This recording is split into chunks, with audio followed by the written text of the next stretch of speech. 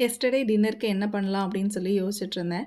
அப்புறம் சரி பன்னீர் இருக்கு அப்படிங்கிறதுனால பன்னீர் பட்டர் மசாலா பண்ணிட்டு, அது கூடவே கொஞ்சமா சப்பாத்தி பண்ணிடலாம் அப்படின்னு சொல்லிட்டு, அதுக்கு தான் ரெடி பண்ணிட்டுருந்தேன். நம்ம வீட்டிலேயே ரெடி பண்ணியிருந்த பன்னீர நான் ஃப்ரீசரில தான் எடுத்து வச்சிருந்தேன். அத நான் வந்து சமைக்கிறதுக்கு கொஞ்சம் நேரத்துக்கு முன்னாடி எடுத்து வெளியில வச்சுட்டு, அதோட சில்னஸ் போனதுக்கப்புறம் நான் குக்கிங்கில ஆட் பண்ணிக்கிட்டேன். சப்பாத்திக்கு எப்பவும் வந்து ஏதாவது நான்வெஜ் செஞ்சா தான் எங்க வீட்ல வந்து சப்பாத்திலாம் உள்ள இறங்கும். இல்லன்னா இந்த மாதிரி ஏதாவது டிஃப்ரெண்ட்டா செஞ்சு தரணும். குருமாலாம் வச்சோம் அப்படின்னா, அந்த அளவுக்கு சாப்பிட மாட்டாங்க. பன்னீர் பட்டர் மசாலாவுக்கு ஃபைனலா வந்து கொஞ்சமா வந்து கசூரி மேத்தி போடுங்க. அதுதான் கொஞ்சம் டேஸ்ட் நல்லா என்ஹான்ஸ் பண்ணி தரும். நல்ல ஸ்மெல்லும் இருக்கும். சைட்லயே சப்பாத்தியும் போட ஆரம்பிச்சுட்டேன். ஏன்னா சப்பாத்தி போட ஆரம்பிச்சுட்டேன்னா, ரொம்ப நேரம் எடுக்கும் அப்படிங்கிறனால அப்படியே டக்குன்னு ஆரம்பிச்சுட்டேன். நம்ம இது கூட ரெடி பண்ணியிருந்த பன்னீர் பட்டர் மசாலா வச்சு நல்லா சாப்பிட வேண்டியதுதான். நம்ம வீட்லயே ரெடி பண்ணியிருந்த பன்னீர் அவ்ளோ சாஃப்ட்டா இருந்துச்சு. கடையில வாங்குன மாதிரி. நான் எதிர்பார்க்கவே இல்ல. எனக்கே ரொம்ப ஷாக்கிங்கா இருந்துச்சு.